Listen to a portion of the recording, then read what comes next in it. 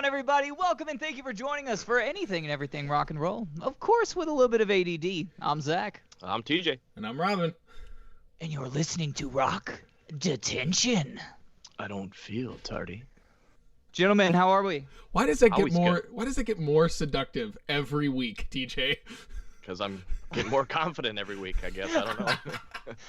We just want to turn you on, I guess. Oh God. I turn up the Rock Detention a little bit different every I week thought you as were well. going to turn up the radio like Autograph, but One of the greatest songs came on the radio on my drive to Nashville. Hello, everyone, live from Nashville. Feels great to be back. And this is the new look you're going to be seeing from here on out. So I kind of missed the Hello. tiger blanket with the RD. Yeah. I'll probably get something for that wall right there. I'll get a white tapestry. What is it? Tap or tape? I Tapestry. think it's tapestry. Depends on what country you're in, probably, maybe. Accent. Well, I'm in America. It's all right. It's a tapestry. Okay, whatever. I'm gonna get one of them. Okay. And when that blue light hits it, it's gonna pop. You should get one of those like black light Are you ones. I was going to say, you're thinking what I'm thinking, like the old school, like Yeah. every 90s. Hot Topic. Yep. Like, had to have it. I never had one. Or you could But go. everyone And, else did. You could go and find like a vintage '60s one, a '60s poster or something. They had those back then. Not putting that much looking into it, man. Just give me a dang tiger and let's be done with it. I'll be Okay. honest with you. I think I did do like the glow-in-the-dark stars on the ceiling. Oh yeah, I had those too. Those things are cool. They worked for like a week and a half and then they never worked again. Yep. Well, you have to bring them out into the sunlight, man. You got to charge them. That's true. That's Yeah. true. I don't know. Car. How are you feeling, Robin? Are we I'm- allowed to tell people what's wrong with you? Or no? I'm sore as shit. Like, Yeah, man. You don't look puffy at all. no, I kept the ice packs on my cheeks. So wait, are you Aw. saying I look puffy? No, I'm saying you Okay. don't look puffy. Okay, I said good. you don't look puffy at all. I got my wisdom teeth out, all 4 of them. Oh, man. And, Congrats, brother. yeah, it was. You look 4 teeth lighter. Yeah, I feel lighter. I feel. I just lighter. wrote that can't- one. It's pretty can't- good, isn't it? I can't smile as big, and if I laugh too hard, it hurts. Nice. Ah. Let's make them laugh all night. This will be fun. But the weirdest part about the whole thing is that they were like, okay, you can't use a straw, and you can't spit. And I was like, You really? can't suck and you can't spit. Yeah, I was just like, well, okay. So I just have to like remember that when you're like brushing your teeth, you have to just open your mouth. That's it. It was just weird. Throws me off every time. Oh, you mean so? Yeah, when like you're when done, you just go. Yeah, you just have to go just like. And the first night, like the first night, they told me like, don't brush tonight. Don't get your toothbrush anywhere near it. Just go to bed. And so when I woke up this morning, just habitually got my toothbrush and started like brushing my teeth, and then I went, and I just felt the back of my tooth, like back here, it was just like, oh, stop. It's like Oh, Lord. So Yeah, man. like- Maybe later you can tell us about the noises you heard while you were awake getting the surgery done. yeah, I was awake. Yeah, I was I awake had the to whole listen time. to that today, TJ. He called me and he was like, yeah, dude, the worst part was when it sounded like it. I'm like, whoa! Well, because they have the top teeth and the bottom teeth have to be done differently because this is the way that everything's connected down here is so different. Like you actually have like when they numb you in the back, you get numb in the front because they have a nerve that runs all the way to the front. Up here they don't have that. So if they numb you Okay. back here, it gets numb back there, but you won't get numb up on your top lip. So the way that Huh. they do the bottom one is like a normal one, like almost like you're getting a root canal. They have to drill the whole thing out. So it feels normal, but the top one they literally just take it and go and just push it out. And so it sounds like the sound it makes is like if you crunch down on like a Tootsie Pop, you just hear Oh. that. That's great. There you go, And there's this your- has been It's tooth all a matter of detention. willpower. Yeah, well, and I was numb, so I felt like all I felt was pressure.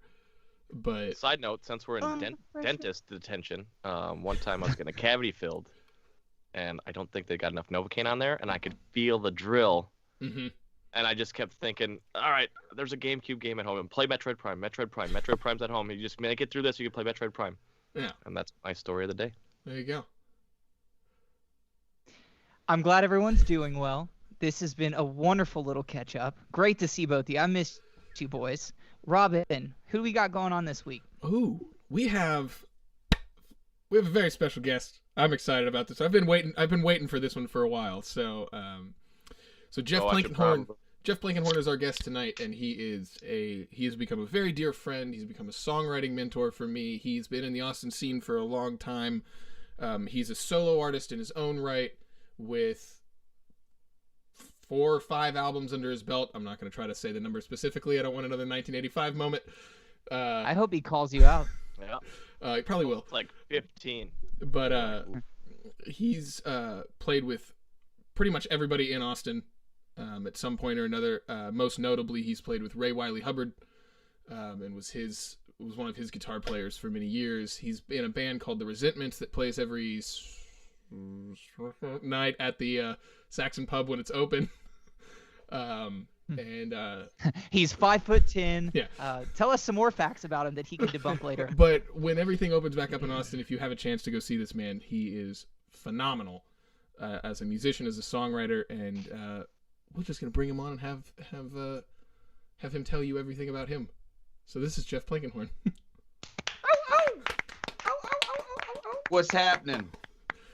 Hello. How are you guys? Living the dream, man. How are you? I could say I'm also living the dream. And if you want to know some more, I'm a Taurus, and I really, really like long walks on the beach. What's your blood type? That I don't know, actually. Neither do I. Don't know my blood type. I've been very lucky as far as that stuff is concerned. And I don't know how many albums I have either. So you could have guessed right or wrong, and I probably would have said, yeah. You know, I stopped counting at like 5.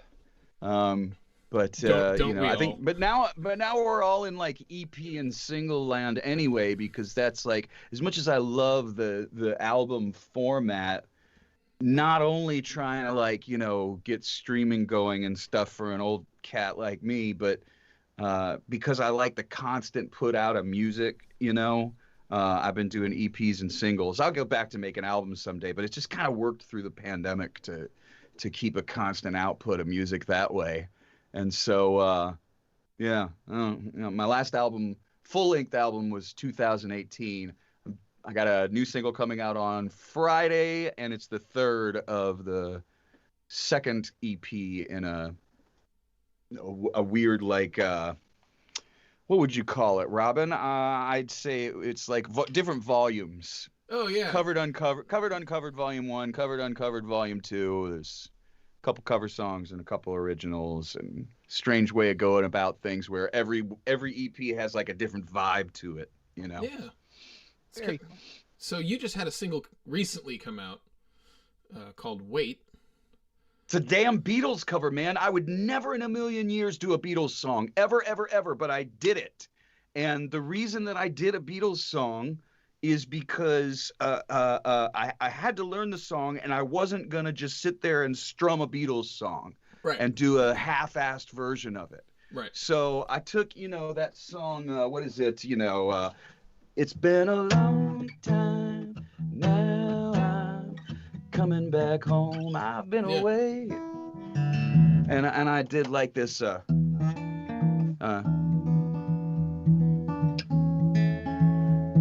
what I was talking about, Robin. Yeah. it's been a long time, Yes. now I'm coming back home, I've been away now. And then it's like wait till I come back to your side. Because I always thought like that song had like really dire and spooky lyrics. Mm-hmm. So it just happened to fit on this particular volume of Covered Uncovered. I've got a bunch of other ones in the works where, like, you know, one's kind of Sacred Steel, Robert Randolph stuff that I play on my namesake guitar. You guys will probably get a kick out of that. I actually have a guitar that's named after me that other people play, and It's a special guitar. It's not a regular one. It's a slide guitar.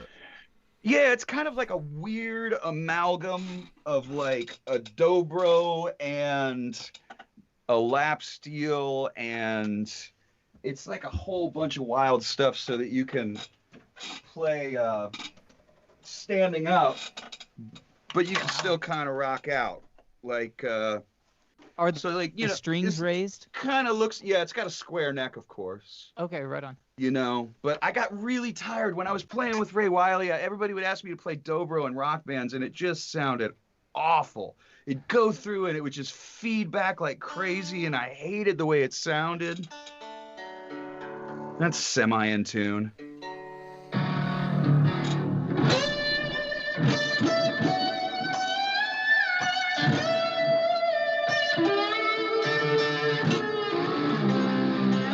I guess you can kind of hear that a little bit. Yeah, we can hear that loud and clear. Metal. Okay.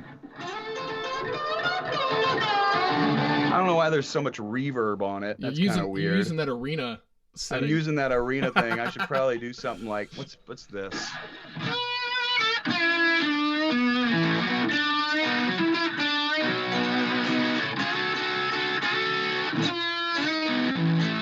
And you guys are like this if you're into rock. There's a kill switch.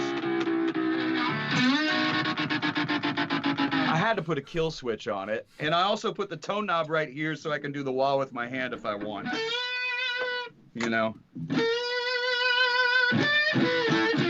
Can't really tell with that patch, but it's That's great cool, because I can go from like really, really, really beautiful, pretty lap steel stuff to like rock out, and I can also, stand up and play it instead of being sitting down.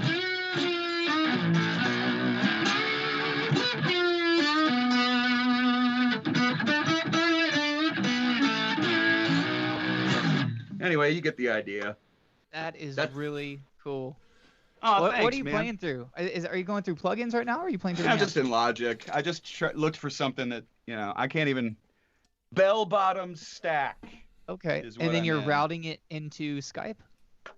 I'm just putting it through my speakers and then into the microphone. Oh, okay, Like right on. basically, a lot of times you can kind of bullshit your way. Oh, I hope that's okay here, Yes. right? We can Oh, swear oh, what yeah. we want. You can Bring it on. bullshit Fuck yeah. your way. You could bullshit your way through that when you're doing like live streams and stuff, because most people are so desperate for music right now during the pandemic. They're just happy to hear anything that sounds like real music, that sounds like a human being playing, And when I was doing my live stream on Monday this week, what was that? Oh my God, that was yesterday. I brought out I was getting really tired of myself. I mean, really, really tired of being in my little room playing songs for people and stuff. So I got out the looper and I got out like a good kick pedal and a bunch of instruments and shit. And I just, I'm not crazy with loopers, but it's kind of cool just to be able to play a damn solo every once in a while, Mm-hmm. And I would just kind of loop myself playing the verse and then take a solo, Totally. Yeah. And Are you an Ed Sheeran fan? Not particularly. Okay. I mean, he's cool. He's Just cool, curious. but not that I'm not an Ed Sheeran fan. I couldn't name one of his songs. Something about beautiful. Then they have a song about somebody being beautiful. I don't know. Perfect. Perfect. That's it. Yeah. Perfect. Nothing wrong with him or any Not other just loopers. beautiful, but perfect. Perfect. Yeah, but there's great loopers out there, guys. I'm not one of them. Okay. Those people like Mobley, and if we even just want to talk about in Austin, Mobley, Sidney Wright. These cats can create these vast, beautiful scapes, and it's not just the same thing over and over again, and they loop. These are musical pieces with changes, and that's pretty cool. That ain't me. Well, yeah, I just do it so I can take a solo once in a while. Well, and the amount, because I opened for Mobley one time, and How do you spell that, Robin? I'm not familiar. I'll have to check it out. Mobley. He's He's badass. an interesting artist because he's not just a looper. He doesn't just have a board up there. No. He goes and he's got some things that are pre-recorded and then some things he loops live, so he's able to actually, it's not doing the whole stereotypical looper thing of taking a minute to set up the song. So he's That's able to exactly hit right. the looper pedal, and one pedal will start the song, and then he'll loop one thing and then go on with the song. And and he also brings a ton of instruments. He'll have a kit on stage and a guitar on stage and keys on stage, and depending on the song, and the whole show is part of it. yeah, He he has a whole And show I mean, planned out. I'm not that interested, you know. Not to be like snooty, but I sound like an old fart. Like, kid, get off my lawn.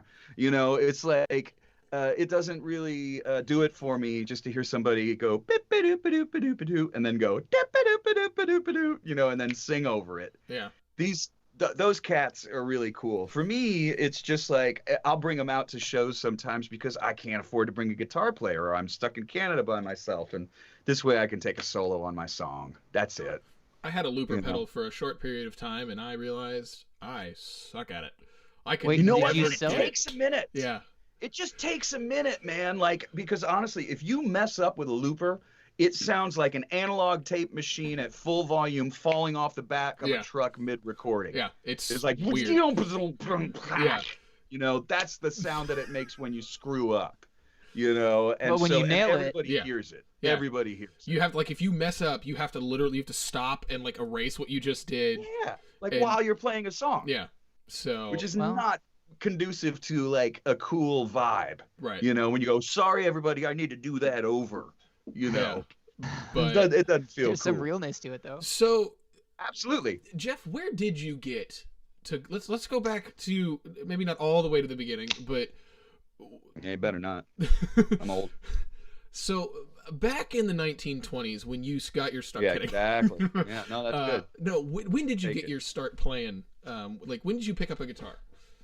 Okay, so I was a boy soprano with like a freakish voice, and so I would sing in church.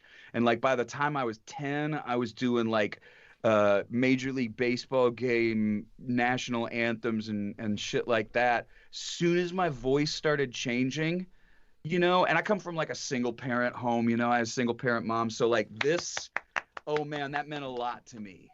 And like it's just kind of shaped me ever since. Plus my big brother's 5 years older, who's a guitar player or a bass player mostly, and so I always wanted to be like him. He was my father figure. I wanted to rock like John. And everybody would say, "Oh, you're John's little brother? You play guitar too? That's great." And I'd be like, "Ah," you know. And so like right around voice changing, I think it was like 10 I got my first guitar. By the time I was 12, I was really like so hooked, you know, hours and hours and hours a day in my bedroom learning anything I could get my fingers on. It was really the time of in between like records, it was cassette tapes, you know, for learning, and guitar magazines. Mm-hmm. So like the first guitar worlds were like you would learn a Hendrix tune, and then you'd learn a classical piece, and then you'd learn a jazz little thing, and then you'd learn, you know, Metallica, and everything was fair game. Mm-hmm. Because they were all right there, and you wanted to do all of it, because why not? Yeah. You know? And so that was like my start, and that's how I got started. And you know, I mean, really since then, it's always been whatever I can get my fingers on, and wherever the action is where I play. It's not really a conscious decision to be in one style of music or another. So, I would definitely, you know, you've got this sound to at least your more recent albums, Soul Slide, Sleeping Dogs, Covered Uncovered. You've definitely got a more acoustic vibe, it's like this Americana rock and roll vibe to it. So you traipsy into the you know, more distorted sound a little bit, but then you also have stuff like what you just did with Wait, where it's this you eerily acoustic driven stuff. I gave the guys 5 of your songs to listen to kind of like get them familiar with you, and they hated them all. every single one of them. But I gave them one. This is gonna be awful. I gave them one that I'd actually I'd heard, because I've listened to your stuff for a while, but I had never hung on it. And then when I was going through and I was like, okay, what songs I want to send him, and I was like, oh, that's right, he did a single with Malford Milligan, or a song with Malford Milligan, and Sam and Dave tune. yeah, so doing a song like that was slightly different than, you know, something like Trouble Find Me or something. And Same album too. Yeah. I think they were right next to each other on the album. So there you go. I'll never sell. If you can't put it in a bin, nobody wants it on a label. Nah, You know. the labels don't know what they want anymore. But yeah. So go ahead, Zach. On humming. Yeah, you got me humming. You got me humming. So I typed that into the YouTube and I found a live version with you and Malford. And was that Dave Scher on guitar? Sure. Yep, sure was. Dave played on Sure the was. album. Yeah, it's nice. Good pun. Yeah, there you go. We can degrade really fast if you want. If you want to go down that road, I'll go down it with you. What's funny is that they're poking fun of me, but Zach makes puns all the time that make people roll their eyes. Right. Okay. Well, yeah, Dave, so my core band for the Soul Slide album was really, I was trying to take like Robert Randolph and all of the Sacred Steel cats, because like there's an entire world out there, fellas. I don't know if you're aware of it, but it's black gospel churches, mostly in Florida and upstate New York, where pedal steel guitar played through a massive amplifier with distortion and wah-wah is the lead instrument in the church. That's It cool. is the most amazing music. Mm-hmm. And when I heard it, and I was on tour with Ray Wiley in California, and we played a festival. And Chuck Campbell of the Campbell Brothers, who's one that if you're interested in this, you go look up the Campbell Brothers. They're sort of pre-Robert Randolph stuff. It's all church stuff. It's all gospel, right? And like I said, it's amps turned up to 11 with distortion and wah-wah, but pedal steel. It's insane. It's so vocal. It's so beautiful. It's so badass. And I was like, well, this is what every dobro player who plays bluegrass really wishes he could do. He wishes he could plug in and use all of the effects that we all love, Totally. So that's why I kind of designed that instrument in the first place. And when I did Soul Slide, I finally had the right band to play, Sam and Dave things and stuff with Ruthie Foster, and really, really heavily influenced by the Sacred Steel guys. Well, anyway, Chuck Campbell was at that festival, and they played right after Ray Wiley. And I was just sitting there with my mouth on the floor in the outside, and I just 5 minutes into their set, I walked straight to the merch booth and just bought everything they had. And then I got hip to this whole world of music that I had never heard before. And I was like, why is this not why has this not made its way into popular music? What I found out was, back then, if you did secular music, you got kicked out of the church. So you couldn't play rock and roll. It was the devil's music. And Robert Randolph was the first from the House of God and Keith Dominion churches to break out. Once he did, some of the other guys would inch their way out, and they got kind of kicked out of the church. Eventually, everybody kind of came back together, and now Sacred Steel is really big. If I could just do one awesome little name drop right now, which I'm not above. I was on the phone yesterday with Lloyd Maines talking about it. Oh, I love Lloyd. And so Lloyd sends me this video of Chuck and Calvin Cook and a gal named Mickey D.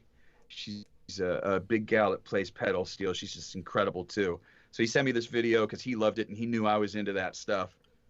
And we were talking about how if you listen to Derek Trucks 10 years ago playing slide, and you listen now, his entire style is based off of the Sacred Steel players. All of that one string, all that, it doesn't sound like Dwayne Allman anymore. Yeah. Now it sounds like Aubrey Gent. Now it sounds like Calvin Cook. Now it sounds like the Campbell Brothers. And most people just don't know where that comes from. Mm-hmm. So me being who I am, maybe I didn't do it as well, but he has that platform, and he has brought that stuff into the mainstream almost more than Robert Randolph has. I just remember walking one of the ACLs before it went to 2 weekends. I just remember walking through, and I think Sarah Bareilles was playing on the stage outside. So if you're at ACL, If you've never been, there are multiple stages. 3, 4, 5, 6. So there's 7 stages. And if you've been to Zilker Park, there's like a big, massive rocks. There's like these big, massive rocks in the middle of Zilker Park, and they put a stage right there.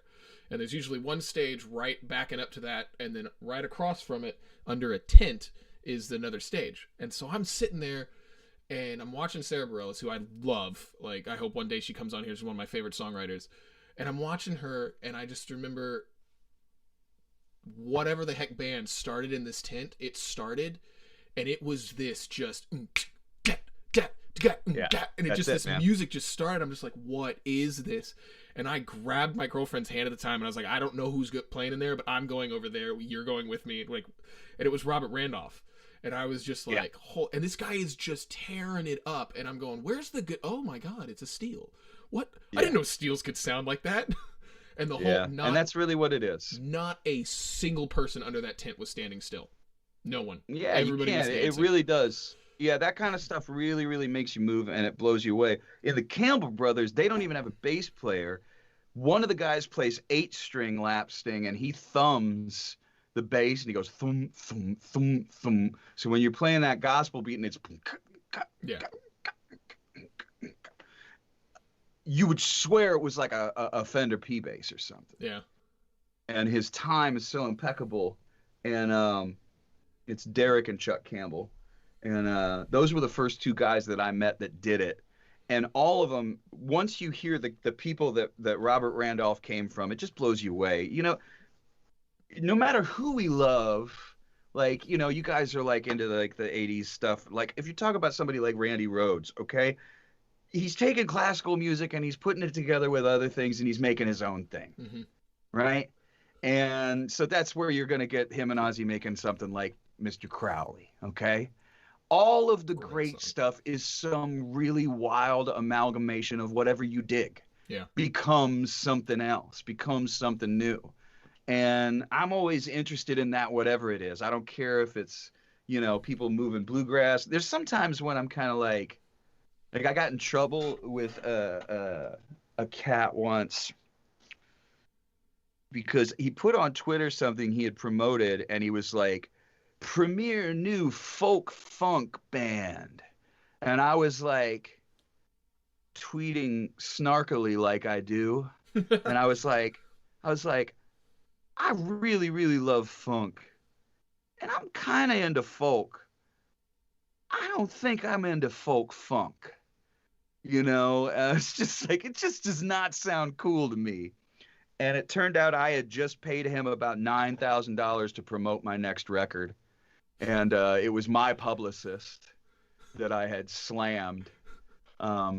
So, but I still to this day, I tell him folk funk is a stupid thing to call it. I don't get folk funk, you know.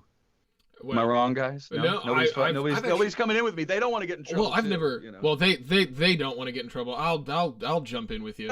I just don't. I've never like. Yeah, I've never heard folk funk. Like, I'm just picturing like Bob Dylan meets like Kool and the Gang or something. I'm like, doesn't it sound horrible? You know? Like, it sounds horrible. Yeah. You know.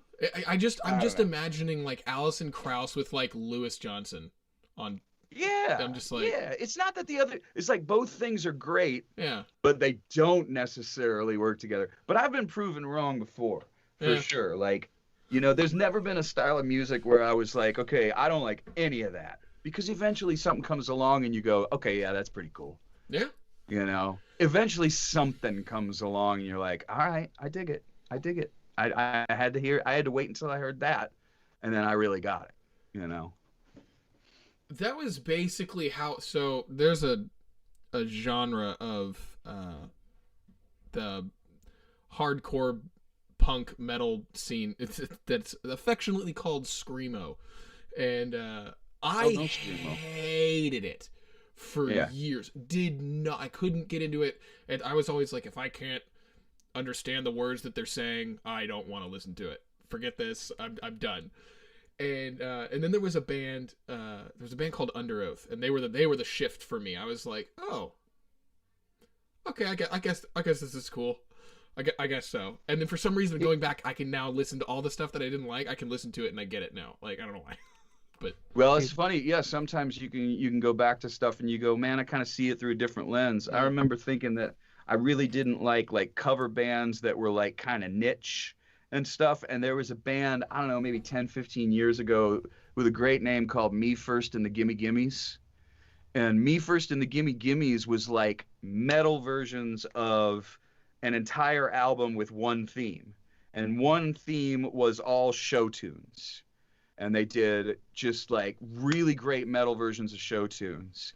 And then the next album was all 80s pop hits, like Uptown Girl, Dancing on the Ceiling.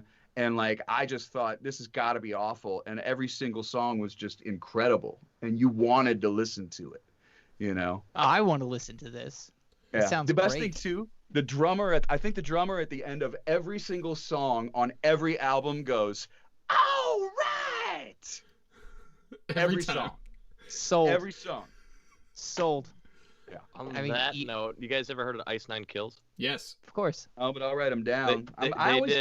They did like a it was like a horror movies, whatever, like concept album kind of deal. So it was like a song about Jaws. It was a song about Saw. A song about American Werewolf in London. It was a song about Ice Nightmare Nine on Elm Kills. Street. Yep. I On can it. give you the album name here too. Then they got a song called "Rockin' the Boat," and like it's literally about singing about Jaws, but they make it sound so cool. I'm like, hell It's yeah! freaking awesome. Yeah, every time I think I know something, I'm wrong. Every time. Every time I go, this type of music is not for me or whatever, something comes along and then I dig it. It Yeah, might take a while, Yes, but it the album- eventually comes along. the Silver Scream All right. instead of the Ooh. Silver Screen. The Silver Screen. See, we've got puns on this show. Yeah, well, that's not my pun. That's I know, their but album. That's a there good are one, though. there are puns on this show. Oh, and speaking of slide guitar, before I forget, happy birthday, Mick Mars of Motley Crue. And Nice. Your That's slide right. guitar on Without You is fantastic. That is right. He was Dude. always tuning down too, right? Like he was one of those cats that didn't do drop D. He did like everything from D across. It was like Drop So- Q, I think. But it's cool, man. Like I dig that kind of stuff. Like I nerd out on things like that with rock and roll. Like certain bands that would do. Everybody knows that, like, you know, Stevie Ray Vaughan had like really big strings, and so he would tune an E flat. So every string was the same, but it was E flat. But Mick from Motley Crue did it from D. Yeah, well, like every time I feel like I've tried to learn like a riff or anything of Mick Mars, I like look at the tablature or whatever, like it's tuning. Yeah. I'm like, oh, never mind. I don't want to do Yeah, this. because you're gonna have to get all your Yep. locking tuning things out, Yep. and you're like, screw this. No, Yep. no, I'm not gonna do it. That's why I bought a whole nother guitar for all This that is my shit. Mick Mars guitar. Yeah, this is. Yeah, I mean, honestly, that's what it takes. Yeah. That's what it takes. Why do you think I have so many guitars when I'm really terrible at playing guitar? So, think? so I can just keep them You all in have different tuning. more, Well, and what? you have more Nerf guns than you do guitars. Hey. That's why. This is true. I do have more Nerf guns than I Everybody's do got to guitars. have a hobby. But yeah, I don't know if any of y'all are a fan of the Goo Goo Dolls or John Resnick, but he was the one that the first song that I tried to learn that was like in a weird ass tuning, and I think it was Iris, which is their biggest song, and I think the entire guitar is besides. Can you go ahead and hum that for us? I'm Yeah, we need Not- a humming. not really familiar. I think the entire guitar is it's some strange tuning where everything is all the strings are tuned to D, literally all the same note. Oh So- yeah, some people do that kind of stuff. he's- Like Ani DeFranco's done some things Yeah. like that. Uh, Yeah. And so I was like, A lot of work when you're playing a show. If you don't got a guitar tech, oh yeah. not fun. Jeff, are you familiar with the Digitech drop pedal? I am, and I mean, there's been a bunch of things over the years that are really cool. Do you guys also know the Matt Smith? Do you guys know Matt Smith in Austin? Let's see, he's an educator and a guitar player. He himself came up with a bridge with Wilkinson, the guy who made the locking tuning machines. And it had like a little button switch, whatever, and little gears would move. It was tiny. You could put it on any guitar, Wow. I don't know why this thing didn't get huge. He could be like D major tuning from standard, like that, and he Well- still has it on his. I think that is a genius idea, but with me in particular, I'm very anal. Yeah. With like the setups on my guitar, and Sure. I mean, if you take a guitar from E standard and then drop it down to D standard, it's gonna screw up your action and It is. It's going to screw the intonation, right? and the intonation, which I am, even though in the intro I was a little out of tune. I forgot to tune. I before the show. wasn't gonna say anything. I They know. wouldn't I was a little out of tune. I'm sorry, guys. I literally put my bandana on and Robin was like 10, 9. I was like, oh crap. So I do apologize. I know I was out of tune, but I'm a stickler for tuning, except for apparently that one instance. Anyway, so though that is a very cool concept, I don't know if it would work, You'd have to. and maybe play that's it. why it didn't take off. It kind of amazed me because he still uses it. Great. And it's awesome. it's pretty insane how because I remember seeing him at things and I'd be like, oh my god, that thing is so great, you know. There's a couple of other ones. There's a guy named Beard, like a beard, who makes resonator guitars like Dobros, you know, the ones with the hubcaps. And he came up with a thing that can go from one tuning to the next, and it's a system of just like you pull this bar like this, and it will go from like Dobro G to drop D, or I'm sorry, to D major, and it's intonated perfectly. I Wow. mean, but it's on a square neck, so you don't have to worry about fretting. Sure. Okay, so all you have to worry about is it a straight line? Is the angle good on both of the strings? That's it. Sure. But people come up with those things, you know, and they had one at Gibson that was really incredibly stupid. Gibson had one where you would turn a little rotary dial and then these motors would go. Yep. That thing was the dumbest thing ever. I- oh my I- god. Not a huge fan of that either. I felt like there was a robot on my guitar.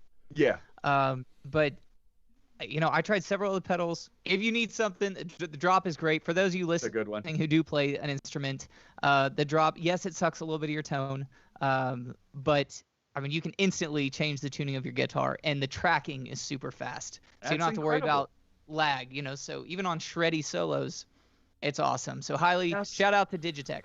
Well, that's cool. Have you ever heard of you know, Joni Mitchell, who would create tunings for particular songs? And it was really, really amazing, her concept. It wasn't like, I'm going to go into this tuning and then try and make up a lick. It'd be like, this song has to work this way and the chords have to work this way, so I'm going to design a tuning around it. Wow. And so her tunings are wild. Like wild tunings. Only a That couple of pedal people I doesn't know. do those, I promise you that. But you know what she does, man, is she just takes a MIDI guitar out. Oh, okay, right on. She takes a MIDI guitar and then her action and everything is the same. It's an electric guitar. She's on a Wow. big stage, and so she has no worries at all. She just Wait, goes major, minor, 7. I think that's super cool. And I would love to feel the tracking on that. I've never played a MIDI guitar. They're weird. They're weird. Well, it takes. Yeah, it- but I mean, like anything else, you They're know. cool I mean, is there lag? on the brand. On the new Not ones, with hers. no. I mean, you gotta be. We're talking, yeah, the newer ones. Like if maybe the Roland ones that like David Byrne used to use. Yeah, there was definitely some lag and stuff. But nowadays, we're not talking about the ones that have like plastic strings. We're talking about like it just feels like a Strat. Yeah. You Okay. know, The- or you could get one that felt like an RG 560 if that's what you liked. You know. Okay. If that's what you dug, you'd get that. You'd slap the MIDI thing right underneath Yeah. the strings. Okay, so it's got like Done. little piezo pickups or something that are going through it. it's- Yeah. That's it. Okay, you right know? on. Well, like, And, there's No, a, that's super cool. there's one. It's smart for those people who do it. The You know. one, the MIDI one that I played, excuse me, didn't. It looked like a Strat with no pickups. Yeah. It was just a body, and then at the bottom. Oh, was that the Line 6? No. Oh. It was a Variax or whatever. It was the MIDI system was like that little pickup that you slide in to the. I don't remember exactly. I played it at NAMM, man. I don't. Robin, a Guitar Hero controller is not a guitar. I didn't know this was going to be gear talk, but I love it because I have no one to talk about this stuff with. We never so- truly know what we're going to talk about on these shows. We fake good. it. It's Jeff. It's like you told me the other day. It's all smoke and mirrors, and I'm pulling I'm pulling the smoke down a little bit and letting it out. Like we That's don't good. know what we're talking about. Well, now there's no mirrors. Now Thanks, there's no- I Rob. was gonna say. Yeah, thanks a lot, man. You just Now pulled Smoke's back. not going to be on the Now- show. Hey, now Don't we're like look at the Aerosmith. man behind the curtain. You know. We're like Aerosmith, done with mirrors. There you go. Yeah, man. I also think that like the hip shot is the coolest thing ever. You know, for anybody who loves drop D, The hip you put a shot? hip shot on that tuner and you just go. It's the best, man. You have to make the sound whenever you do it, Every time. or will it? You should. Okay, Off mic, but you should still do it. right on. Well, I've never used the hip shot, Really? but I What am a is the huge hip fan shot? of the D tuna on Oh, for yeah. Floyd's. Yeah, the one for Floyd Rose is if you have a Floyd Rose, that's the one to use, right? Absolutely. It Oh, yeah. has to be. It's so brilliantly designed. It works. It rocks, right? But if you have like a, let's say, a stop tailpiece, right? Whether you're on bass or you're on guitar, a hip shot literally connects to your tuning machine and has like a little lever. And you Okay. set it every night, you know, to make sure that your D and your E are both in tune. And you just flip it down and you're in drop D. Done. Instant D. Yeah. Yeah, I mean, it's cool. Thank you, TJ. You can imagine Doobie in Yo Funk. Oh. Oh man, dude, did I ever tell y'all my D tuna story? No. I might have Ready? told it on the I show. want to hear it. Nope. You didn't tell It's me. I'll make it really short and to the point. Wait, Zach, you're supposed to take a drink. Everyone else was doing it, so. Oh, So sorry. everybody take a drink, please. Yeah. We're gonna Left-handed toast. pause for the drink. Salud. I think I've told this story, but I'll just make Nope. it fast. Long story short, we were like 2 or 3 days. We were in dress rehearsals for the Rock of Ages tour, Nice. and I had just gotten the guitars in from Schecter that I was gonna use for the tour,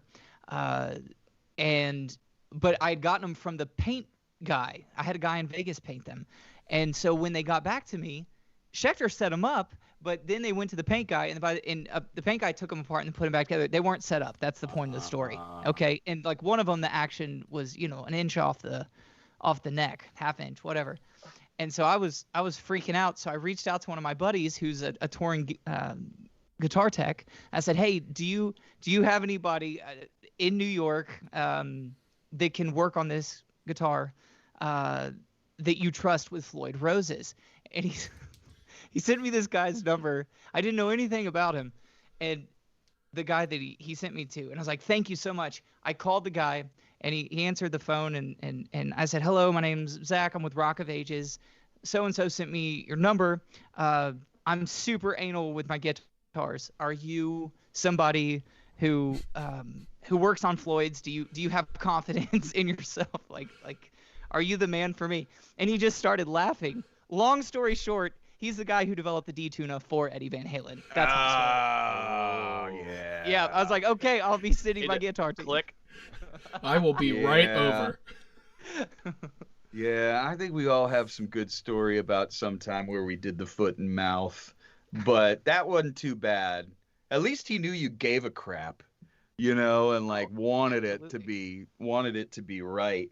Not to mention the fact that, there's a lot of companies, because a lot of people think Kramer, of course, and they think, Jackson, of course, but I think Schecter and ESP, there's a lot of great guitars that came out of those companies, man. But A yeah. And lot of do. really, really, really, really good guitars Yeah. that work for a lot of different styles of music and not just rock. My 2 cents. I've always loved Schecter. If I had enough money to really go buy a good Schecter, I would. But Dude, I'll tell you, I've been with Schecter for, 4 years now? 3 or 4 years. They're so good to their people. They're amazing up there. And even their lower, like their Diamond series, their, $1,000 level Yeah. guitars Getting in. are fantastic. I don't have a- And I would much rather bring a $1,000 guitar on the road than a $3,000 guitar. Oh, yeah. I don't have $1,000 for a guitar. Okay, well Yeah, you you will. Someday. You will. I will someday, but right now. Get rid of some of those guns, dude. Right? Get rid of the Nerf Yes. guns. Start buying guitars, man. Yes, those. Okay, so here's a great story. So I'm 10 years old and I don't know crap about guitar, and I'm trying to be like my big brother who's 15, who's already playing in all the bands, who's already killing it, who's already really, really good. And he's like, I never want to see you with 5 Strats or 5 Les Pauls. And I'm like, huh, I'm 10. I don't know what you're talking about. And he's like, never, ever. And I said, why? And he's like, every guitar you get will be another gig that you can have. And I said, what do you mean? And he was like, well, he's like, have one Martin and have one Gibson and have, one Strat and one Paul. He's like, once you get to a big point, then you can have a bunch of guitars. But make sure you have, like, if you're going to go get other guitars, get other sounds, because there'll be other gigs for you and it'll broaden your mind. And I always loved my big brother for that, because I didn't know what the hell he was talking about when I was 10, and I didn't start buying other guitars until I was his age, like 15. Then I'm really experimenting and trying out, my Kramer Striker versus like the Strat with the roller ball Wilkinson stuff versus my SG. And, I'd spend 3 months on a guitar and go, no, this isn't it, and, but I think that idea has kind of, it's been good for me, I do believe like having like different guitars means you're going to have another sound when you're in the studio that you're not ready for, or something like that. And I get surprised too. Like if I go to a studio gig and I bring like a car full of instruments because I'm doing the everybody thing that day, where I play a bunch of instruments and they only got to pay one guy. I get really surprised when the person I think is, they're going to be a Les Paul person, and they love the Duo Jet, or they just go crazy for this weird rock single coil, kind of thing. And I constantly get surprised, and I always got to thank my brother for that, because it was really sage advice. I could not agree more. And if you don't mind, I'm going to add that to my list of things that I tell people, like when parents say, what advice do you have for my kid? Pick a guitar and don't stick buy with it. multiples of one. What's that? Pick a guitar and stick with it. Well, sure, but don't buy multiples. Don't start buying multiples. I think it's more, if you really want to make this your craft, get a single coil, get a humbucker, get don't be me, a kids. Telly style. Don't What's be that? me. Are you like that, Robin? Do you have like 3 of the same guitar? I have, because they look different. That's pretty rock and roll if you do that. It's okay. I have 2. You can fess up to it. I have 2 I have 2 Tellys. Well, I've sold a lot of stuff. I mean, but 2 is okay because you break a string. Well, and I'm thinking about it now. If you got a live show and you love a guitar, 2's okay. I had 3. I think the craziest that I ever was at was I had 3 Strats and 3 Tellys, and then I had like 2 PRSs, and I got rid of all that stuff. It's like I don't need all of this. I mean, dude, that sounds pretty. You could do everything with everything you just said. Yeah. So I think be like Robin. Well, I mean, but minus no. the guns. No. Here's minus the Nerf guns. Here's the other Nerf gun. Here's the other side of that story. I did not. Why are you shaking your spoon at me? I don't know, but I kind of like. Time for applesauce. I thought that was going to be part of the story. No, don't. With the other side, children, is don't go buy instruments when you don't have the money to be buying instruments. I mean, if it's between candy or instruments, definitely buy the instruments. Make it till you make it. Yeah. I was faking it a little too hard because I had like Mesa amps and PRS guitars, and there's no reason that I should have had any of those. Yeah, I mean, I will say that, that's kind of sage advice to young players too. Learn on a piece of crap. Yeah.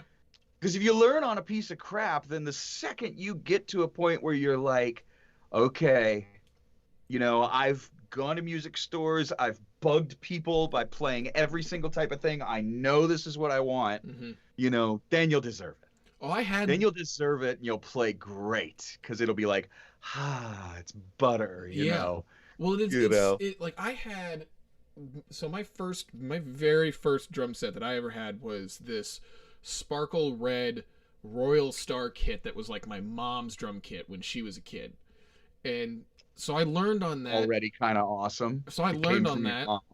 And then one of my dad's friends, who's a drummer, gifted me a Yamaha kit, and that was my drum set for well over a decade. And I finally, like, after years of playing that, I finally got another drum kit. I got a Gretsch, and that was my kit for years. And it's funny how I went through all these guitars and bought all these different guitars, but my main instrument, I had one drum kit for over 10 years, and then I had two for, like, you know, a couple years after that, and then I finally got a third one a few years ago. There is some irony in there. That's crazy. Yeah. I never thought about that. You've had way more guitars than you have of drum sets Oh. or snares. Isn't that what drummers do? They buy a bunch Snares, of snares. right? three- I have- For sure, it's snares. I have 3 snare drums. Four. Wow. I have 4 snare drums. That's it. Because You do your 3 funny. Because- I was thinking the same thing. That's Yeah. weird. I Maybe either do it like this or this. Oh, I it's mean, like then why that don't you scene in just do it like- Inglourious Bastards, man. That scene in Inglourious Bastards where they know he's not a German because he orders the drinks and he goes dry, you know, and the guy looks at him and he knows he's not German because a German would do this, you know, and then that's where the whole shootout starts. So Is that true? you know. Do Well, Germans I don't do know, free but like it's that? in in the a movie. Quentin Tarantino movie, so probably Tarantino, not. Tarantino did it, so it has to be true. Yeah. Exactly right. It's all I know is it's a badass scene. I know that That's this a is great scene. All is hell if- breaks loose. I started doing Yeah. this because I took sign language in high school, and Oh, there so you if go. you in sign language, very if you're cool. counting, you go 1, 2, 3, 4, 5, Ah, because you can I count. always- You can count all the way up because you only use one hand to count in sign language usually. oh, that's So- pretty hip. I don't know. That looks weird. Put yours up like this, Robin. Does yours look weird too? See, yours just looks Maybe I just think have yours is weird because of shaped camera angle. You're closer to the camera, Zach. Yeah, so like back there, you know, that looks pretty normal. You know, Okay. you know. You also have you Okay. have guitar player hands. You have long fingers. Yes, I do. Okay, that is hands again. that is like the 5th episode. All of you now have jazz hands. That's like the 5th episode A in a few row. weeks ago, we couldn't stop doing it. It's like- Now it's like a recurring Yeah, thing. it's a reoccurring thing now. We're always doing jazz hands on this. But whenever show. we make a point, we're like, listen. And I Yeah. don't know why we do it like this, but Yeah. it's unintentional. What movie? You guys have to. Please tell me that you have a Rock Detention theme song. Yeah, that's what If he you plays. don't already have, it has to. Okay, so that's what you were Yeah, playing. at the beginning he plays the. We need to make Now, it a is it whole just song. guitar? Is it just guitar? Because I mean, there is a song right there. I mean, it's already done, man. We need to. I'm in Rock Detention. We need to. It's a 80s metal hit in my brain. Yeah. I'm in Rock Detention. Are you fucking kidding me? You have to finish that song. I mean, come on, man. Not to mention the fact that by playing it at the beginning of every show, you will get a royalty from yourself. Well, I could pay myself.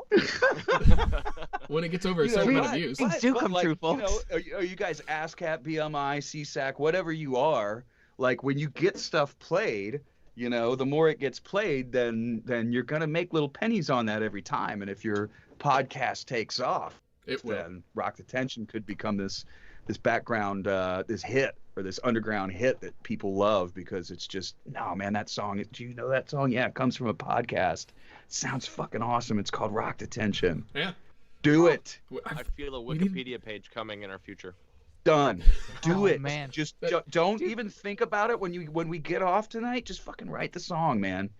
Like, done. You have it. It's already under your fingers. Huh. Yep. Well, thank you. Yeah. Well, I don't. dude, every time Well, dude, I don't remember what I was watching the other day, but it was Probably Star Wars. no. I've already watched that today though. Star May- Trek, May No, the it was Fourth. not Star Trek. Harry Oh, it is Potter? May the 4th. It's right. It was something, and they ask one of the characters a question, and the character goes, "Well," and I was just like, Oh, do you know that's my wife's thing, man? So like my wife, she's a polite Canadian. First of all, fellas, I'm sure that you've heard like have you ever had a buddy who has like that hot girlfriend in Canada? You know, and like you're like, sure. I was that for years. People were like, sure, you have this Prove wonderful it. girl. Yeah, She's prove awesome. She's in it. Canada. And I married her. But if she doesn't like something and she doesn't want to tell me, if I say, baby, what do you think of this shirt? She'll go, well, and that means don't ever wear it. Did she say that That tonight? means do not wear that shirt ever. You know. Well, you know what would make that shirt even cooler? Oh, she Is didn't if say it's- this one. If it said olive in between instead of Jerusalem, Yeah. that'd be pretty cool. Olive. Jerusalem Garden Olive. is Olive Garden. Okay, so Jerusalem With some Garden breadsticks is on it. Jerusalem Garden is this amazing falafel fatouche place in Ann Arbor, Michigan. And when I taught at a music store called Herb David there, and I was teaching guitar, I just dropped out of college. I was playing in a ton of bands. I was in a newgrass band playing like weird bluegrass stuff. I was playing in a hip hop band. I was playing a 12-piece funk band, and I was playing this weird, like, experimental acid rock band, and all of them were gigging. And then on top of that, I was like teaching 30 students a week of every kind at Herb David Guitar Studio. Right around the corner, there was this little tiny shop called Jerusalem Garden, and I'd go and I'd get a falafel with hummus and hot sauce and a Coke, and I'd sit on the porch with my other guitar teaching buddies, and we would just watch Ann Arbor go by, you know, and especially girls, you know, and stuff like that, and it was just like this great memory. Well, the store is still there today, and when I go to Ann Arbor, I go there, and like it's stayed in the family, and like it's mammoth now. It's this beautiful big place, and like the guy who was like 20 who worked there, and his sister still worked there. They own it now, and like I went in, and they had this one that kind of had the Metallica print, and I was like, oh man, let me get one of those. And guys like, here you go. That's awesome. And I go in there, and it's like nostalgia too, because I'm old, and I will get a falafel and hummus with hot sauce, and it tastes exactly the way it did 20 years ago. It's a trip. It's a trip, man, and it's like It's home slice for me. a really, really beautiful thing, man. Oh, Yeah. damn. So anyway, I don't know what a falafel is, but I want one Whoa, right now. What? You've never. you know what? I'll tell you, What? man. If you have like a falafel sandwich, dude. Okay, so like it's like the meatiest vegetarian food ever. If you are Okay, so if you're a meat and potatoes guy and you don't do a lot of vegetarian stuff, do a falafel sandwich and you will be like, it's dope. They have falafel All at right. Whole Foods. is it Yeah. good? Yes. So good. Is it falafel? Wait, is it good falafel or awful falafel? Sorry, I had to say It it. is good. Yeah, there you go. There's your pun. You got to have hot sauce. See, though. you If you don't have hot sauce, there's no point. were But sitting it's there. real. It's a real meaty texture, and it's like chickpeas and celery and all this stuff. And they fry it. They deep fry it. They make these little balls, and then they smush them and they put them in a pita roll. And Is that the And one then that has the hummus. like tzatziki or something sauce you can on put it? tzatziki on it. I right. didn't usually do the tzatziki. That would go more with like fatouche and other things. Shawarma. I think I was never a big shawarma guy. But Love me some shawarma. yep, there you go. There you go. Yeah. Okay. Do you So now we're eat it talking cold or do you eat it shawarma? food. Oh, man. You are can the no fun guy. longer you can no longer roll your eyes at me for making puns. Yeah, probably not. Not after Um, that, right? I thought it was pretty clever. I'll tell you what, man. I get some good ones every once in a while. My theory is if you just keep throwing them out, something's gonna stick. Yeah, eventually, that 10th time. Yeah. Hey, man. I'm at least like 2 for 7 tonight, Go at for it, least. Go for it, man. I'm all about it too. Well, now that we're done with food detention, I liked dentist detention I was myself. gonna say, No, we you had wanna talk- I can talk some dentist. If you want to talk some dentist stuff, man. So like rock and roller, I didn't go to the dentist for like 20 years and like came out of rehab and I had gotten my life back together and I go to a dentist in Austin who's known as like the rock and roll dentist. And he's this guy who like really, really caters to musicians and kind of helps people out. And I went through ham and I was just like pissed broke and like really just trying to get my life back together. Like I said, just got out of rehab. And I go to get this and he's like, okay, he's like, we're going to have to do a quadruple root canal and you've got 2 broken teeth we're going to have to extract. And I said, okay. And he's like, we should be able to do that before your gig on Friday. And I was like, Well, I'm actually playing 2 gigs Friday night, man. I got to go down to Green Hall and play with Joe Ely, and then afterwards, I got to hightail it and play a late show in San Antonio at Sam's Burger Joint. Wow. And he goes, you'll be able to do it. And I'm terrified because I haven't been to a dentist in 20 years, and the last time I was at a dentist was like at Ohio State University, and this guy, like, I'm banging the chair and he's like, I've given you drugs and you're not in pain. Don't act like you're in pain. And I was like, dude, this is some heavy, crazy shit that went down, right? Yeah. So I'm terrified of dentists anyway. God. I go in there, he gives me a local, no gas, because I am an addict, and I'm like, yeah, whatever. But he says, I don't do gas anyway.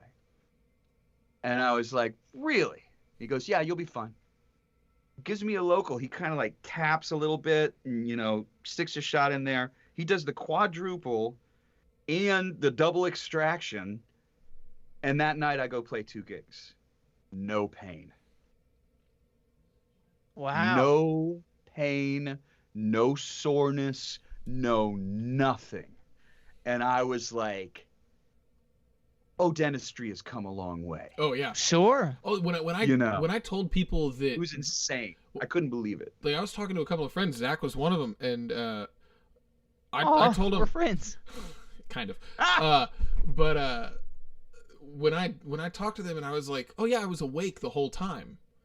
All they did was just numb me up and give me some nitrous oxide, and that's it. And people are just like, you were awake? They didn't knock you out? Oh, yeah. And I was like, yeah, it's fine. I mean, the only time that I actually felt pain was my own stupid mistake. And when I got home, and so Dumb shit. yeah, I did something. I was like, I did the whole. Bit into an apple. No, I I was trying to clear my mouth out, and I just habitually went and spit, and it was like, oh, ow, okay, I see why they tell you not to do that now, and that's it. Other than that, I mean, I felt nothing during. It's pretty crazy now, Yeah. man. You get a good dentist. I wouldn't have been able to go if it wasn't for HAM, which is like the Health Alliance for Austin Musicians. Thankfully now I've got it together, got insurance. Hell, I'm married to a Canadian, so up here. And, it's exactly what you think it is. Guess what, guys? Healthcare works. Like, no matter anybody who's watching, all those stories they tell, about like the awful, it's like America's the only country that's so stupidly behind. I'm an American, proud, whatever, for better or for worse, I'm an American, but the fact that we don't have healthcare, it's ridiculous. So when you're up there, you just walk into a dentist and I you're don't, but as my when I get dual or when I have a green card, to a certain extent, not all dental, but I'll give you an example. My wife fell at work, had to go to the doctor, and I was like, oh, okay, cool. So she gets an appointment with the doctor. It's not an emergency. She has to wait like a week or something. We get in a line. She shows the card. We go in, they do the x-rays, they do the other stuff, and we walk out the back door and we're done. There's no payment. There's no nothing because it's paid for. And yes, you pay for it in taxes, but the shit that you get because of your high taxes is way more than what we would have to pay for insurance in the States. It's insane, bro. Don't believe the bullshit that people tell you. Healthcare works great there and every other, big country. Don't believe them. It's just lies, Well, I love Canada, and when I was over there, I met a lot of nice people. And, yeah, man. A lot of pretty girls. Oh yeah, man. Get yourself a nice Canadian wife. I mean, I didn't do it for the healthcare. I just found out about all that shit later because she kind of moved down to Texas, So my wife moves to Texas to be with me, and we're like maybe going to Canada in the summer for a month, so we could be around family. 1 month became 2 months in the summer, became 3 months in the summer, becomes like 6 months, half and half because we love it up here so much. And now it's killer, man, because it's like I could do my stuff in Austin, and I got a whole nother hub of places to do gigs out of, and a whole nother set of gigs that are even local. And man, I don't have to be a household name to have a great career. Now, You guys That's didn't know who the hell you didn't know who the hell I was, and it doesn't matter because I got a great life. Knock wood. You know. That's awesome, man. it's all smoking. Yeah, It's all it's smoking. cool. It's all smoke and mirrors. So Damn right. So have you been gigging up there? Yeah, man. 'cause you're Not on- during the pandemic as much. Because you're Yeah, I'm on Vancouver Island. yeah, It's so different than you're Vancouver. kind of separate from a lot Yeah. of stuff. So have you played any Yeah. gigs on the island? Before the pandemic, yeah. There's not much of a music scene in Campbell River where we are, where my wife is from. It's really, what's the word? It's a blue collar town, Okay. and I love it, and I love the people, and I love being around non-musicians because I've spent my whole life around musicians. Mhm. So like, my wife's a horticulturalist and a gardener, and shit, and like, it's way more cool for me to hang out with gardeners because they don't sit around and talk about music all day. They talk about gardening and shit like that. So should we be And they're cool. should we be talking you know. about gardening and shit? Are Good. are you saying we're putting you through hell right now? Oh, I love this because I never get to geek out about like gear and stuff, so it's really fun. All right. Except on my 20 questions sometimes. So speaking of gear, Yeah. what is one pedal that and in your setup a lot of times I know you're playing acoustic, but what is like that one? Not when I play my gigs. Not when I play band gigs. Band gigs are all electric for me. What is the one pedal you can't live without? I have a volume wah, okay, because of the fact that those cats that I loved in Sacred Steel, they would have a volume pedal that clicks into a wah wah. Okay. And for me, it was brilliant because it just took up one space, and you get so many. Like, I really like to use it in the way that Zappa did as like an EQ as well, where I'll set it to a spot and that's my tone for that song. And I love that it just takes up one space. And I found the one I liked, and I was afraid they'd stop making them, so I bought 3. There you go. And it's Who the is it? Because it's I'm curious. the Mr. Crybaby by Jim Dunlop. It's a really, really good standard wah, but it doubles as a volume pedal. And so you just click down and it's a wah, and then you click back off and it's a volume pedal. It's Huh. great. Is it voltage controlled, or does it have an actual potentiometer in there? Like, There's a is potentiometer. okay, so there's like a spring and a string. Yep. Okay, Spring and a righteous. string. I have a weird one. Yep. I have an Ibanez Weeping Demon. And it's Oh, it's yeah. an interesting. I had the Weeper. The Weeper was an old one that was really huge. Yeah. It's probably modeled after that. Maybe, I don't know, but I Okay. bought it because you can adjust a lot of stuff about the wah, but then it also Yeah. has a lever that you can pull it to where it's you can set it one side and you have to push the button in order to enact the wah, or you can flip Yeah. it to the other side and then when you click the wah it starts immediately, or when you just put your foot on the pedal it starts going. And I was like, that's cool, I like that. So but I'm also, when I look at pedals, I look at pedals from more of a studio standpoint, not on, like, I just pulled everything off of my pedal board because I realized I don't need all this stuff on there. It's just funking up my signal. And so when I use pedals, I'm thinking more of like, okay, I want to have a lot of adjustments. That's why I love, like, for me, my pedal is my Hall of Fame reverb. That TC electronic pedal. That's a great reverb. is Yeah, I have that. amazing. I have that sitting right there on my acoustic rig. And yeah, so I want pedals that are like I can adjust a whole lot of, or are really like specifically unique pedal. Like I've got an octave fuzz pedal that I love. You ever heard of the Ethos Overdrive? Yes.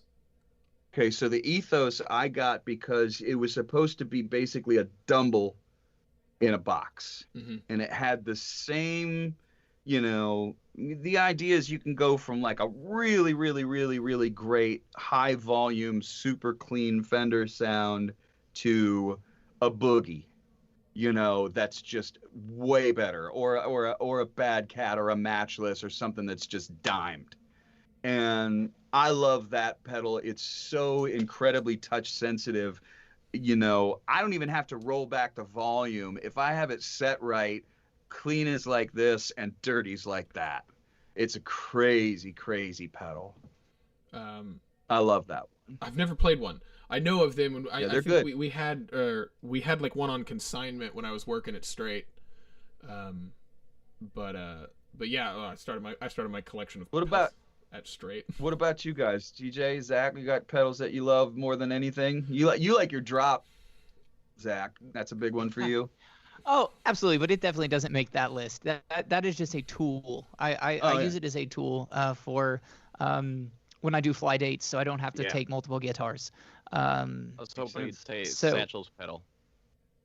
Dude, the butthole burner. Does he have two? He does, but I'm not gonna say the other one. Anyway, Come on. the one that comes to my mind, number one, I'm gonna have to say probably because sentimental reasons. My 1980s TS9. I mean, you can put that thing Hard in to front of beat. any amp. Yeah. I mean, you can put it in front of a Twin and get that Stevie Ray blues tone. You can put it in front of a JCM 800 and get a balls to the wall 80s metal sound. It's just one of the most versatile overdrives I've ever heard. So that's probably going to be number one. And then number two, I love the Ernie Ball MVP volume pedal. Yeah, you got me into that. Yeah. Dude. Yeah. It's a classic. Absolutely. Well, it's not a classic because it's recent years. They redid it. Yeah. It's called the Oh, MVP. that's right, the MVP. And I and gotcha. they put a buffer in it. And so now the tuner out and the out are like dedicated outs. So your tuner out doesn't make your signal weaker. Yep. Exactly. So in the past, the original Ernie Ball volume, people wouldn't use the tuner out because it sucked all your tone away. But in this one, they're true two separate outs, and I love that pedal for swells. And to just about any delay. I'm not really married to any delay. I like different ones for different times. Yeah. Sure. And really, if you're a good tweaker, pedal tweaker, sorry, let me make sure I'm. Oh yeah, that's a good distinction. If you're a good pedal tweaker, to be honest with you guys, it's all in the fingers. It doesn't matter what the brand says. You can make Or the anything sound guitar. good. Seriously. Give me a Squire Strat. I don't care. Yeah. I'll make it work. Little Zoom G1X or whatever. I think it's G1X or. Absolutely. I mean, dude. Like I played with that so much, and then I had like a good guitar tone, and I think I'd like cleared it out on accident, and I was like, fuck. Yeah, why did I do that? It's in the fingers, man. T- I mean, I'm proud to say that I've played some really big gigs with the Boss ME70, which people are like, really? That's what you travel with? Yeah, it's great. If you know how to. Yeah. It's tiny. It's got a volume and a wall built in.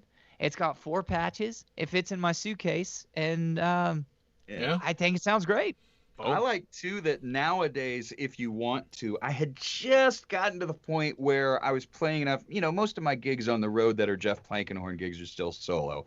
I can't afford to take a band unless I'm lucky enough to get a festival, and then I'm barely paying my band, and making sure that it happens anyway. Okay. So I was getting to the point where I was like, okay, I don't want to take my pedal board. So, I'm looking into a pod, and I get a pod, pedal board, and I'm like, the cool thing about this is, let's say I'm on the road and I lose it. Well, I have backed up on my hard drive all my settings. Yeah. So I go to a freaking Guitar Center, the Home Depot for musicians. I never want to spend money there unless I have to. Yeah. No offense, but I'd rather give it to a mom and pop store. I mean offense. I mean, Kidding. nothing against it. It's cool. It's just you're not gonna get that kind of same understanding that you would from like your local store of Sure. Somebody who wants to help you get tone and that kind of thing. I mean, maybe you do, and I just haven't had the experience. Every time I go in, I'm so old now. Like some guy will be like, "Hey man, do you want to join our bass strings club? Like bass strings, if you're playing with your friends, like bass strings, like they go bad too, And I'm sitting there looking at him like, I've made my living playing music, and I have to listen to you do this when I walk in. Like, you wouldn't know from looking at me. I know you don't know who I am, but really, this is what they tell you to talk to people about, No, man. I understand where you're coming from, but I Pick a think Destiny stuff. it depends on the region. I will tell you, the guitar centers in towns that are geared toward, like for example, Las Vegas. Yeah. The Guitar Center at Town Square is absolutely, it's all pros. All the dudes are strip musicians. You know, Nashville, all pros. Really? You know, I mean, I don't want to throw anyone under the bus, but I mean, No. like, there's dudes that play in huge bands at the Nashville, Well, Guitar sure, because Center. they gotta have a gig too, right? When they're not on the road these days. So there are cool Guitar Centers. I can give props to Orlando back in the day. Like, they were awesome. And they were great too. Yeah. Well, what's great about them too is you could get something and get it there, and it was like, nah, I don't like it, and you take it back, and they'd be like, okay, and it was no big deal. So that was something that you couldn't necessarily do at a mom and pop store. So I'll give it to you there. See, there's a perfect example of me talking out of my ass and then being like, oh yeah, I tend you gotta have somebody tell you that, and set you straight. But if I was on the road, I would go to a Guitar Center, right? And I could like pick up a new pod or pick up an old pod if it was still, because now they've moved on to what, the Helix or something? I think the Helix is the newer one. Well, now there's the Helix Go or the Pod Go, Yeah. and it's the same brains of the Helix, but in a little pod. And I'm very tempted to go listen to it because I think the damn it, Helix man. sounds great.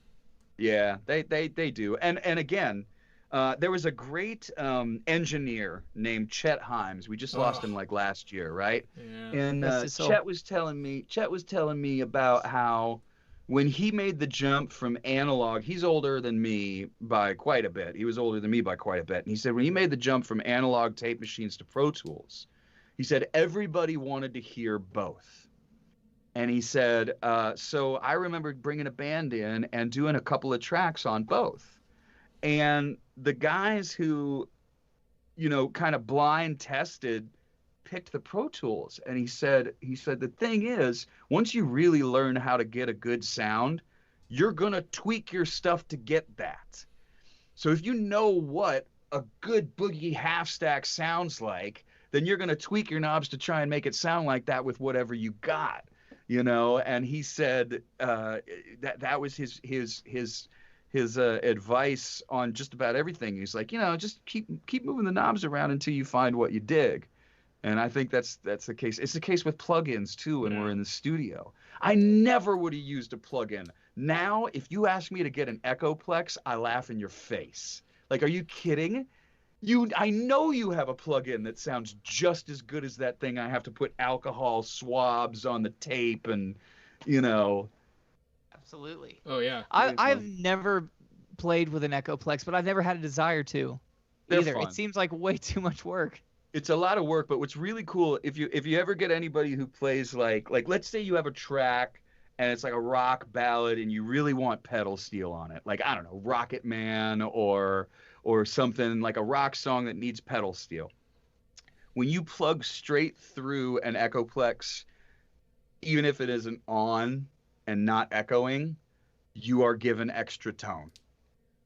Something about the inner workings of an Echoplex, you plug through the Echoplex and you go, oh, it's more. I just got more. Oh, weird. You went to 11, so to speak. Yeah, I mean, really, it's totally like that. Like, I remember taking a Showbud 73 into a twin, and we used to, ATBT meant anything but a twin. And I remember plugging into one, and then we would AB, and then we plugged into the Echoplex, and I was like, whoa, just my fingers responded better, and it was just like I just had more. Sure. Just more, whatever it was. I don't understand why people hate on twins so much. I get it; they're very loud, but it's still that traditional Fender sound. I mean, yeah, I would take a Princeton over a twin, but yeah, they're heavy. They're as not shit. horrible. They're heavy as shit. Sure, yeah. but I think it's that, and I think it's also like I say that as I volume own a box. I think it's volume for volume's sake. Like. If you have like, go check out like I don't want to drop anybody in the grease either, but I really want to, because I mean the thing is, it's like you see a cat who's got like 2 twins on stage in the Continental Club in Austin, and you're like, come on, man. Yeah. Like, sure. you don't need that to get your tone. You don't. Absolutely, but maybe that's all he has. I don't know. Then use one. Yeah, maybe those two twins or what did it. Well, Yeah. what if he wants to go stereo, dude? Because stereo does sound different. I know it does. It does.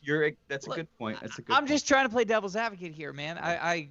But I understand. Yes, for a small club, two twins is probably a little overkill and is probably gonna hurt people's ears.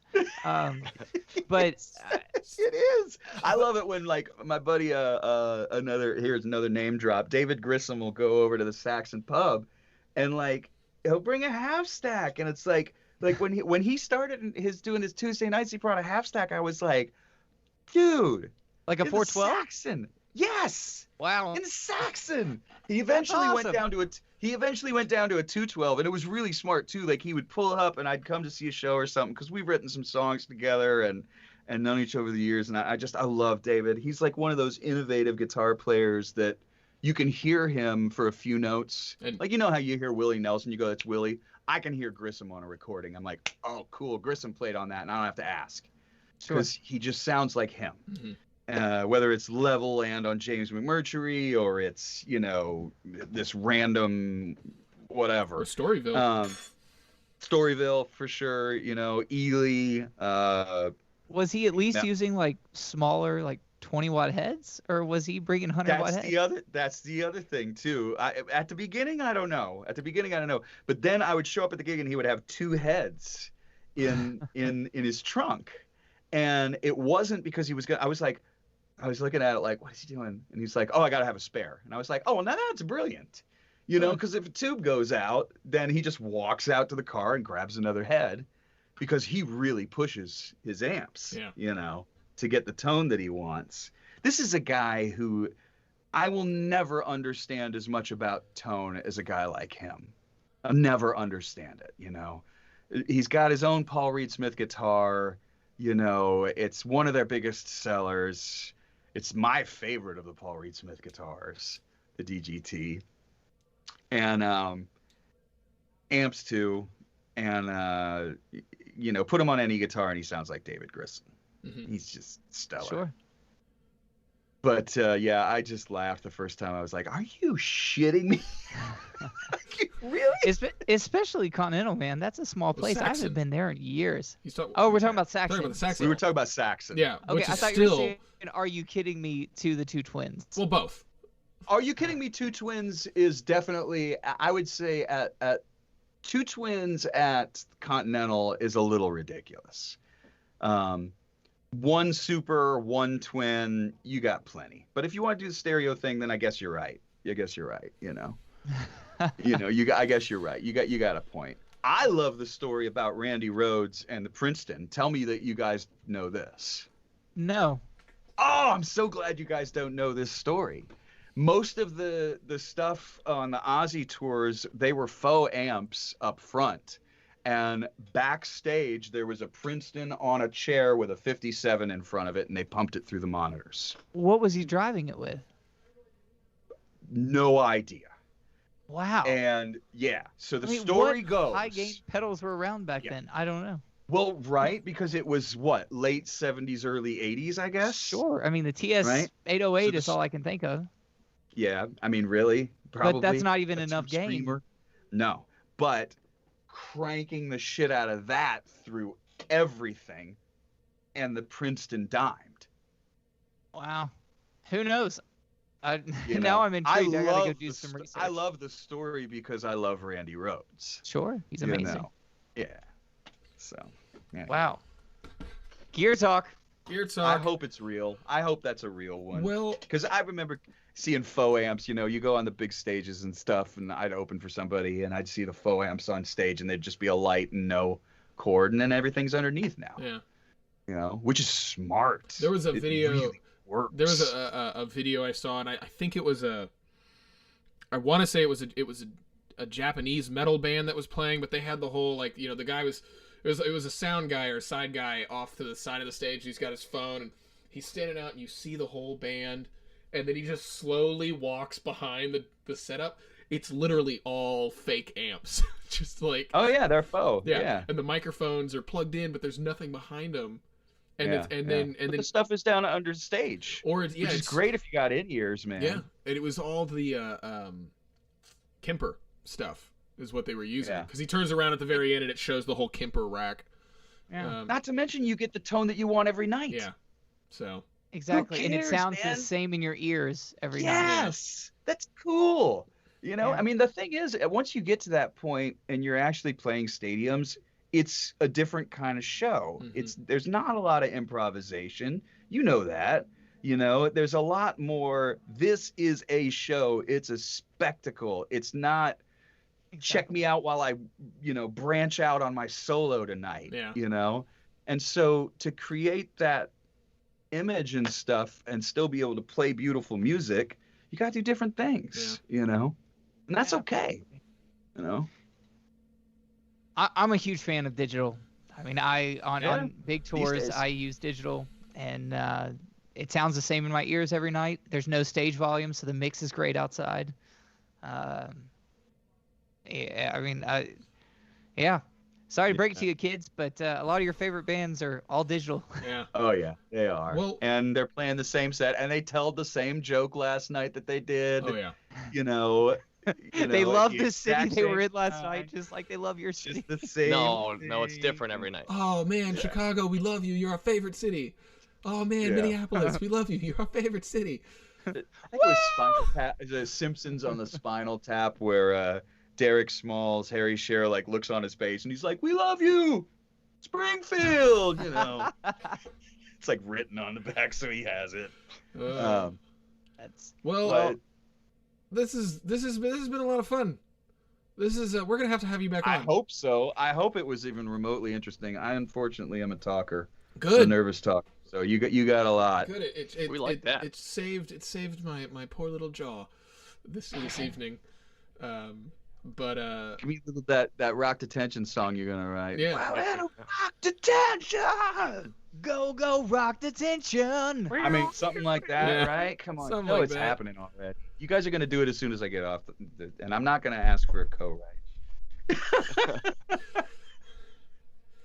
Just royalties for the idea. No, that was dead silence after that joke. It really was a joke, but you guys are serious because it was because I mentioned money. No, it's I actually I just forgot that this is where I wrap up the show. that's Oh man, Mr. Plankenhorn, this has been an absolute pleasure. Thank you so much for being here. For all of you listening in, be sure to go follow him, keep in touch with him, and follow him on his career. And us too, please. Go find us on Instagram, Facebook, YouTube. Go smash that subscribe button. God bless you. Have an amazing week. And of course, we'll see you next Tuesday at 8:30. Have a great week. Mr. TJ. Jeff, thank you so much for joining. It was a blast, and we'd love to go even longer, but that will be for the big blow-up episode next time around. So, yeah, subscribe to him, us. Love you all. You guys are great. Thanks again, Jeff. Over to you, Robin.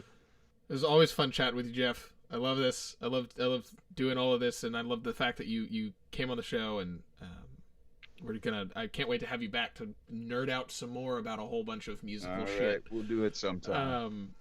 But yes, as they've said, go follow all of us. Next week we have Dave Scher, so we spoke a little bit about him, and so he'll be our guest next week. And That man can talk a pedal board. He's got a pedal board in a keyboard case. yeah, it is kind of nuts. But And before I forget, shirt number 34, boys. shirt number 34. That's right. Nice. Yes. 34 I cut shirts. this one like Satchel. I got the little stripes down the side, little cutouts. I don't know why. It's not. Prove it. Prove it. Yeah. Yeah, dude. Sweet tap, bruh. Showing a little skin on the show. There you go. Yeah, bruh. We can't hear you, TJ. Take your shirt off. No. Take your shirt off, bruh. That's next. But yes, this has been a lot of fun. So and yes, that is a fully automatic Nerf gun in the corner. No one asked. Oh, literally, It's no all one good. asked. But now everybody knows. They knew they wanted to know. They knew deep down in their soul, but they just didn't want to ask. So actually, That's fine. it's not just one. It's now two fully automatic Nerf guns in the corner. So You gotta trade one of those in for a guitar. Yeah. I was gonna say, yeah, What- we gotta start a what am I GoFundMe for Robin. what or am I something. gonna take That's right. and trade for a fucking $30 I hear gun? Guitar Center has a trade-in program Yeah. for a Nerf gun. Nerf gun re. You know what? Yeah, Class Nerf gun re- class dismissed. Get out of here.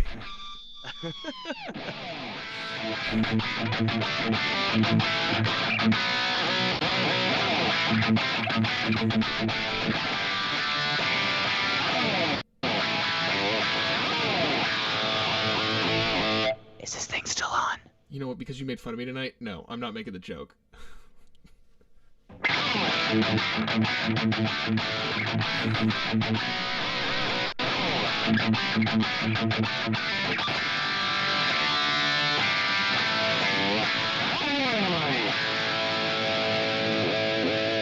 Now is it still on? I mean, yeah, but